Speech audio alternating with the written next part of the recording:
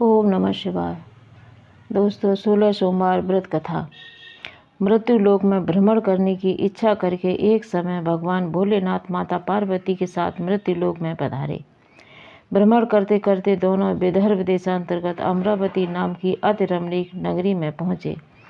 अमरावती नगरी स्वर्ग के सदृश सभी प्रकारों के सुखों से परिपूर्ण थी। उसमें वहाँ के महाराज द्वारा बनवाया हुआ अति रमणीक शिव जी का मंदिर भी था। भगवान शंकर भगवती पार्वती के साथ उस मंदिर में निवास करने लगे। एक समय माता पार्वती जी भगवान भोलेनाथ को प्रसन्न देख मनोविनोद करने की इच्छा से बोली, हे महाराज, आज तो हम दोनों चौसर खेलेंगे। शिव जी ने प्राण प्रिया की बात को मान लिया और चौसर खेलने लगे। उसी समय मंदिर का पुजारी ब्राह्मण मंदिर में पूजा करने आया। माता पार्वती ने पुजारी से प्रश्न किया, पुजारी जी बताओ, इस बाजी में हम दोनों में से किसकी जीत होगी? ब्राह्मण बिना विचार किए जल्दी से बोल उठा, महादेव जी की जीत होगी। थोड़ी देर में बाजी समाप्त हो गई और पार्वती जी की जीत हुई। पार्वती जी को बहुत गुस्सा आया और ब्राह्मण को झूठ बोलने के अपराध के कारण श्राप देने को चली। भोलेनाथ ने माता पार्वती को बहुत समझाया, लेकिन उन्होंने ब्राह्मण को कोढ़ी होने का श्राप दे ही दिया। कुछ समय बाद पार्वती जी के श्रापवश पुजारी के शरीर में कोढ़ पैदा हो गया। वह बहुत दुखी रहने लगे। पुजारी को श्राप का कष्ट भोगते हुए बहुत दिन गुजर गए। तब एक दिन देवलोक की अप्सराएं शिव जी की पूजा करने के लिए उसी मंदिर में पधारी। पुजारी के कोढ़ के कष्ट को देखकर उन्हें बड़ी दया आई। उन्होंने उनसे रोगी होने का कारण पूछा। पुजारी जी ने निसंकोच सारी बातें उन्हें बता दी। वे अप्सराएं बोली, हे पुजारी, अब तुम अति दुखी मत होना। भगवान शिव तुम्हारे सारे कष्टों को दूर करेंगे। तुम सब व्रतों में श्रेष्ठ 16 सोमवार का व्रत भक्ति भाव से किया करो। पुजारी ने अप्सराओं को नम्रतापूर्वक 16 सोमवार व्रत की विधि पूछी।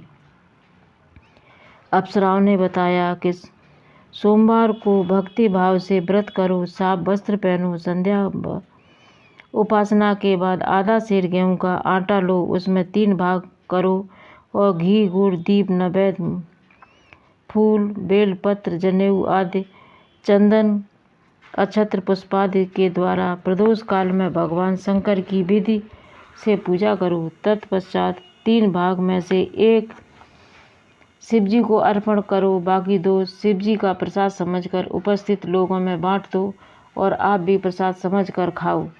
इस विधि से 16 सोमवार व्रत रखो और 17वें सोमवार को पाव सेर पवित्र गेहूं के आटे की बाटी बनाओ, उसमें घी और गुड़ मिलाकर चूरमा बनाओ। भगवान भोलेनाथ को भोग लगाकर उपस्थित भक्तों में बांट दो। इसके बाद कुटुंब सहित प्रसाद लो तो शिव जी की कृपा से उसकी सभी मनोकामनाएं पूरी हो जाती हैं। ऐसा कहकर अप्सराएं स्वर्ग को चली गईं। ब्राह्मण ने यथाविधि 16 सोमवार व्रत किया और भगवान शिव की कृपा से रोग से मुक्ति पाकर आनंद से रहने लगा। कुछ दिन बाद शिव जी और पार्वती जी उस मंदिर में पुनः पधारे।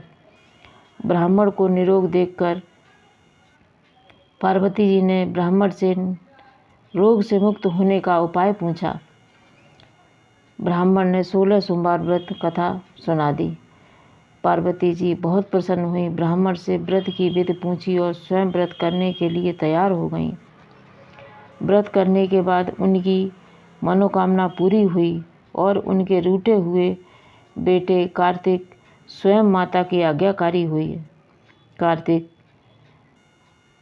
को अपना यह विचार परिवर्तन का रहस्य जानने की इच्छा हुई। वे माता पार्वती से बोले, हे माता, आपने ऐसा कौन सा उपाय किया जिससे मेरा मन आपकी ओर आकर्षित हो गया? पार्वती जी ने वही 16 सोमवार व्रत कथा को उनको सुना दी। कार्तिक जी बोले कि मैं इस व्रत को करूँगा क्योंकि मेरा प्रिय मित्र ब्राह्मण बहुत दुखी दिल से परदेश गया है। मेरी उससे मिलने की बहुत इच्छा है। कार्तिक जी ने भी इस व्रत को किया और उनका प्यारा मित्र मिल गया। मित्र ने इस आकस्मिक मिलन का भेद पूछा तो कार्तिक जी ने बोले, हे मित्र, हमने तुम्हारे मिलने की इच्छा से 16 सोमवार का व्रत किया था। अब तो ब्राह्मण मित्र को अपने विवाह की बड़ी चिंता हुई। उसने कार्तिक जी से व्रत की विधि पूछी और यथाविधि व्रत किया। व्रत के प्रभाव से जब वह किसी कार्य के लिए विदेश गया तो वहाँ के राजा की लड़की का स्वयंवर था। राजा ने प्रण किया कि जिस राजकुमार के गले में सब प्रकार से सुरंगित हथनी माला डालेगी, मैं उसी के साथ अपनी प्यारी बेटी का विवाह करूँगा। शिव जी की कृपा से ब्राह्मण भी उस स्वयंवर को देखने की इच्छा से राज्यसभा में एक ओर जाकर बैठ गया। नियति समय हथनी आई और उसने जयमाला उस ब्राह्मण के गले में डाल दी। राजा ने अपनी प्रतिज्ञा के अनुसार बड़ी धूमधाम से अपनी कन्या का विवाह उस ब्राह्मण से कर दिया और ब्राह्मण को बहुत सारा धन और सम्मान देकर संतुष्ट किया। ब्राह्मण सुंदर कन्या पाकर सुख से जीवन व्यतीत करने लगा। एक दिन राजकन्या ने अपने पति से प्रश्न किया, हे प्राणनाथ, आपने ऐसा कौन सा भारी पुण्य किया जिसके प्रभाव से हथनी ने सब राजकुमारों को छोड़कर आपको वरण किया? ब्राह्मण बोला, हे प्राण प्रिय, मैंने अपने मित्र कार्तिक जी के कथा अनुसार 16 सोमवार का व्रत किया, जिसके प्रभाव से मुझे तुम जैसी रूपवती पत्नी की प्राप्ति हुई। इस व्रत की महिमा सुनकर राजकन्या को बड़ी हैरत हुई। वह भी पुत्र की कामना करके इस व्रत को करने लगी।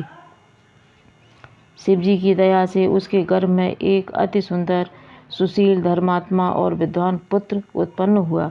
माता और पिता उस देवपुत्र को पाकर बहुत प्रसन्न थे और उसका लालन पालन अच्छी प्रकार से करने लगे। जब पुत्र समझदार हुआ तो एक दिन उसने अपनी माता से प्रश्न किया, हे माँ, तुमने ऐसा कौन सा व्रत और तप किया जो मेरे जैसा पुत्र तुम्हारे गर्भ से उत्पन्न हुआ? उसकी माता ने 16 सोमवार की व्रत कथा पुत्र को बताई। पुत्र ने यह कथा सुनकर कहा कि पुत्र ने यह सब तरह से मनोरथ पूरा करने वाला व्रत सरल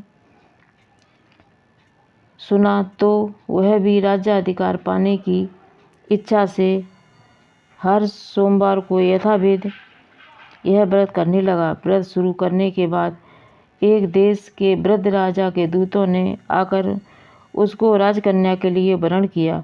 राजा ने अपनी बेटी का विवाह ऐसे सर्वगुण संपन्न ब्राह्मण युवक के साथ करके बड़ा सुख प्राप्त किया। वृद्ध राजा के दिवंगत हो जाने पर इसी ब्राह्मण को सिंहासन पर बिठाया गया, क्योंकि दिवंगत राजा के कोई पुत्र नहीं था। राज्य का उत्तराधिकारी होकर भी वह ब्राह्मण पुत्र 16 सोमवार का व्रत करता रहा। जब 17वां सोमवार आया तो विप्रपुत्र ने अपनी प्रियतमा से पूजन सामग्री लेकर शिव पूजा के लिए शिवालय में चलने को कहा, परंतु उसकी पत्नी ने उसकी आज्ञा की परवाह न की और दास दासियों द्वारा सब सामग्री शिवालय में भिजवा दी, परंतु स्वयं नहीं गई। जब राजा ने शिव जी का पूजन समाप्त किया तो आकाशवाणी हुई, हे राजा, अपनी इस रानी को राजमहल से निकाल दे, नहीं तो यह तेरा सर्वनाश कर देगी। यह आकाशवाणी सुनने के बाद राजा के आश्चर्य का ठिकाना न रहा। उसने मंत्रणा में आकर अपने सभासदों को बुलाया और कहा, मंत्रियों, मुझे आज शिव जी की आकाशवाणी हुई है कि हे राजा, तू अपनी इस रानी को राज्य से निकाल दे, नहीं तो यह तेरा सर्वनाश कर देगी। राज्य के मंत्री और सभासद आदि सब विस्मय और दुख में डूब गए, क्योंकि जिस कन्या के कारण उसे राज्य मिला था, राजा उसी को निकालने की बात कह रहा था। यह कैसे हो सकता है? पर राजा ने मंत्रियों की परवाह नहीं की। उसने अपनी पत्नी को राजमहल से निकाल दिया रानी दुखी हृदय से भाग्य को कोसती हुई राज्य से बाहर चली गई। बिना पदत्राण, फटे हुए वस्त्र पहने, भूख से दुखी हृदय से भाग्य को कोसती हुई चली जा रही थी कि उसकी अचानक एक बुढ़िया से भेंट हुई जो सूत काट कर बेचने जाती थी। रानी की करुण दशा देखकर वह बोली, चल तू मेरा सूत बिकवा दे, मैं बूढ़ी हूँ, भाव करना नहीं जानती हूँ। यह बात सुन रानी ने बुढ़िया के सिर पर सूत की गठरी उतार कर अपने सिर पर रख ली। थोड़ी देर बाद आंधी आई और बुढ़िया का सूत पोटली सहित उड़ गया। बेचारी बुढ़िया पछताती रह गई। उसने रानी को अपने से दूर रहने को कहा। इसके बाद रानी एक तेली के घर गई तो शिवजी के प्रकोप के कारण तेली के सभी मटके उसी क्षण चटक गए। तेली ने भी रानी को अपने घर से निकाल दिया। दुख से दुखी, बहुत दुखी रानी एक नदी के किनारे गई तो नदी का सारा जल सूख गया। उसके पश्चात रानी एक जंगल में गई। वहाँ सरोवर में पानी पीने गई तो उसके हाथ का स्पर्श होते ही सरोवर का नीलकमल के समान जल असंख्य कीड़ों से भर गया और गंदा हो गया। रानी ने भाग्य पर दोषारोपण करते हुए उस जल को पीकर पेड़ की शीतल छाया में विश्राम करना चाहा, परंतु वह जिस पेड़ के नीचे विश्राम करती उस पेड़ के पत्ते तुरंत टूटकर गिर जाते। वन सरोवर जल की ऐसी दशा देखकर गऊ चराते ग्वाले ने अपने गोसाई जी से, जो उस जंगल में स्थित मंदिर के पुजारी थे, यह बात बताई। गोसाई जी के आदेशानुसार ग्वाले रानी को पकड़कर गोसाई जी के पास ले आए। रानी की मुख कांति और शरीर शोभा देख गोसाई जी जान गए कि यह अवश्य ही कोई विधि की गति की मारी हुई कुलीन स्त्री है। पुजारी ने रानी से कहा, पुत्री, मैं तुमको अपनी पुत्री के समान रखूंगा। तुम मेरे आश्रम में रहो, मैं तुम्हें किसी भी प्रकार का कोई दुख नहीं होने दूंगा। गोसाई जी के वचन सुनकर रानी को धीरज हुआ। वह आश्रम में रहने लगी।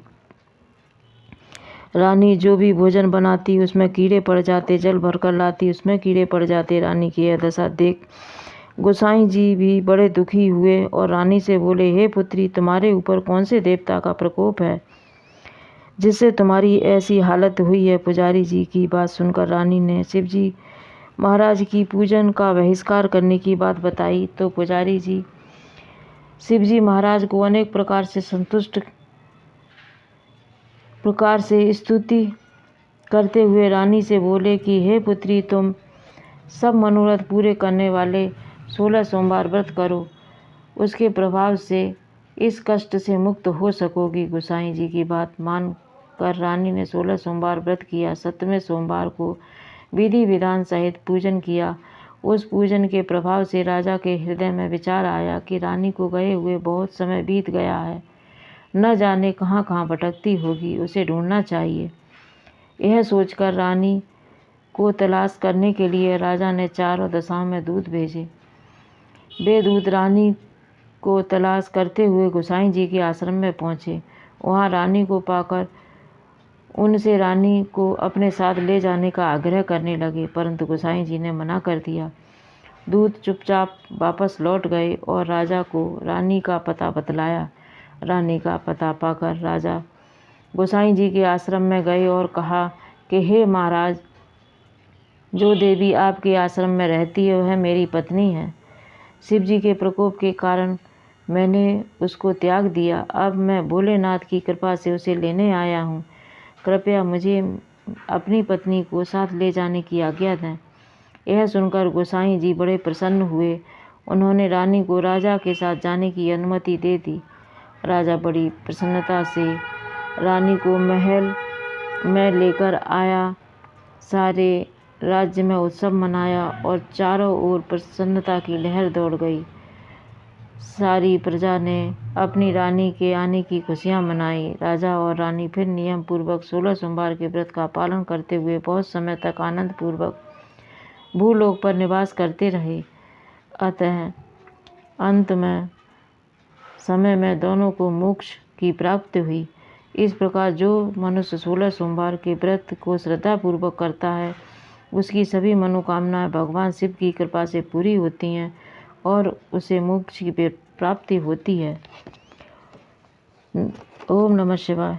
दोस्तों, भगवान भोलेनाथ की 16 सोमवार व्रत कथा आपको अच्छी लगी हो तो लाइक करें, शेयर करें, सब्सक्राइब करना न भूलें और कमेंट करके बताएं कि आपको भगवान भोलेनाथ की व्रत कथा कैसी लगी।